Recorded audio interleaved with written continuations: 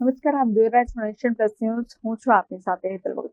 22 એપ્રિલના રોજ કાશ્મીરના પહેલગામમાં થયેલ આતંકવાદી હુમલાને લઈને દેશભરમાં રોષ જોવા મળી રહ્યો છે, જેને લઈને આજે બોડેલીમાં હિન્દુ મુસ્લિમ એક થઈ તમામ બજાર બંધ પાડીને વિરોધ નોંધાવવામાં આવ્યો છે.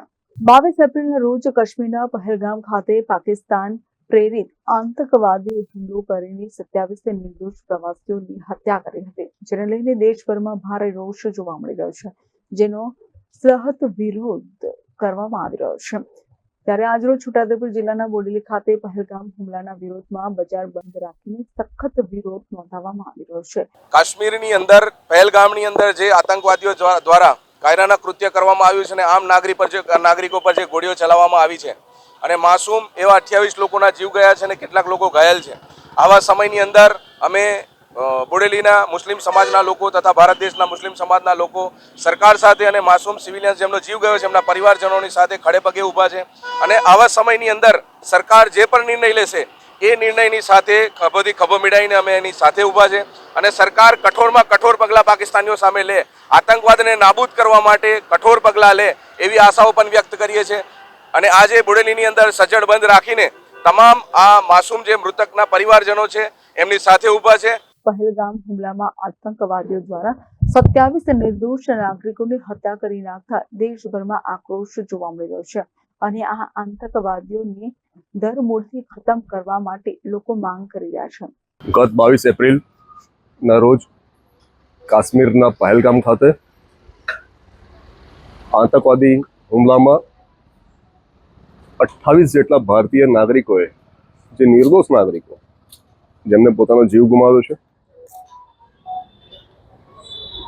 આ જે નાગરિકોની જે સલામતીની જે આખી સિસ્ટમ ફેલ થઈ એ બાબતે ભારતીય જનતા પાર્ટીની સરકારે પોતાની ચૂક થઈ છે સરકારની, એ સ્વીકારી છે. પરંતુ છેલ્લા 11 વર્ષમાં 2014થી 2025 સુધીમાં રાષ્ટ્રમાં આવા 30 જેટલા હુમલા થયા છે, આતંકવાદી હુમલા. રાષ્ટ્રવાદી સરકાર હોય, હિન્દુવાદી સરકાર હોય અને એમાંય મોદીજીની સરકાર હોય તો આ હુમલા થાય છે એ તો આશ્ચર્યની વાત છે.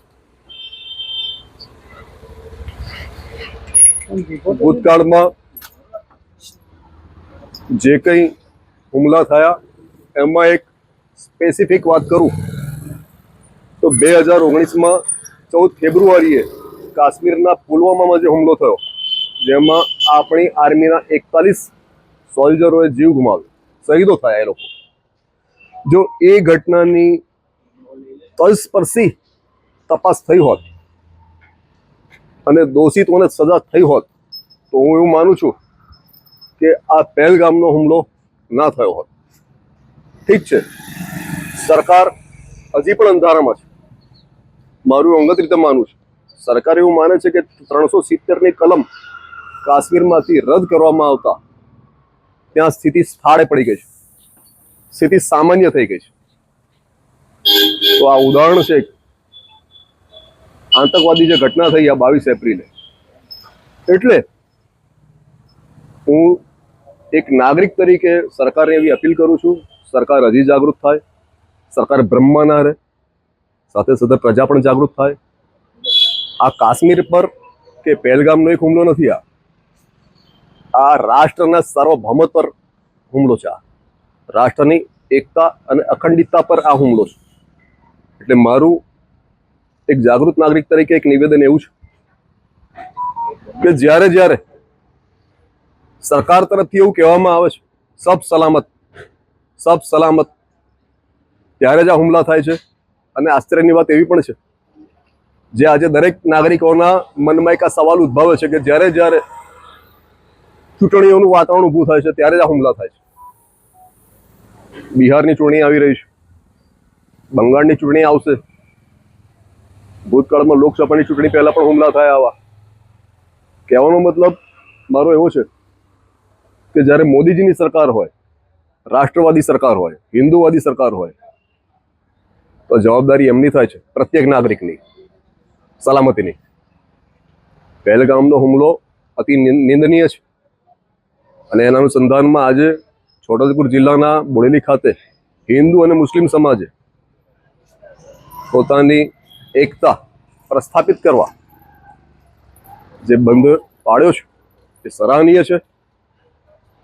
હિન્દુ મુસ્લિમ એકતા એ જ ઇસ્લામિક આતંકવાદને મોટામાં મોટી થપ્પડ છે. હાલ તો દેશભરમાં લોકો આતંકવાદ કાયમ માટે નાબૂદ થાય તેવી માંગણી સરકાર પાસે કરી રહ્યા છે. ત્યારે આગામી દિવસોમાં સરકાર કેવા પગલાં ભરે છે તે હવે જોવું રહ્યું. કાશ્મીર ની અંદર જે આતંકવાદી ઘટના બની અને એની અંદર 28 જેટલા લોકો સ્વર્ગસ્થ થયા, એવા પવિત્ર તમામ આત્માને અમે શ્રદ્ધાંજલિ આપીએ છીએ. અને સાથે સાથે આજે બોડેલી શહેર સમગ્ર જડબે સલાક, કાલે કોલ આપવામાં આવ્યો તો તમામ આગેવાનો દ્વારા આજે જડબે સલાક એ બંધ રહ્યું છે. આ બાબતે અમે ભારત સરકારને પણ વિનંતી કરવા માંગીએ છીએ કે હવે પાકિસ્તાનનો ભૂક્કો બોલાવવાનો સમય આવી ગયો છે. હવે ના પાણી બંધ કરવું જોઈએ કે એ બધી બાબતો તો ડિપ્લોમેસી રહી, પરંતુ અત્યારે જે લોકોની અંદર એક આક્રોશ છે કે આજે ખભે ખભો મિલાવી અને આજે ભારત સરકાર સાથે તમામ ભારત દેશનો નાગરિક ઉભા રહ્યા છે. એવા સંજોગોની અંદર માનનીય વડાપ્રધાન શ્રી અને માનનીય ગૃહમંત્રી શ્રીને વિનંતી છે કે આ પાકિસ્તાનનો ભૂક્કો બોલાવી અને આતંકવાદી ને પૂરા નાબૂદ કરી દેવા જોઈએ. આ કાશ્મીરનો જે મુદ્દો છે ખૂબ સળગતો છે. અસંખ્ય વાર લોકોએ મરવાનો વારો આવ્યો છે, અસંખ્ય વાર લોકોને મારી નાખ્યા છે. એવા સંજોગો આપણા સૈનિકો શહીદ થયા છે, આપણા કેટલા સિવિલિયન શહીદો થયા છે. આવી ઘણી ઘટનાઓથી દેશ દાઝી રહ્યો છે. તો આ તબક્કે અમારી એક જ માંગણી છે સરકાર પાસે કે આ પાકિસ્તાનનો ભૂક્કો બોલાવી અને તમામ બીજા દેશોને પણ દાખલારૂપ બનાવવા માટે અમારી વિનંતી છે.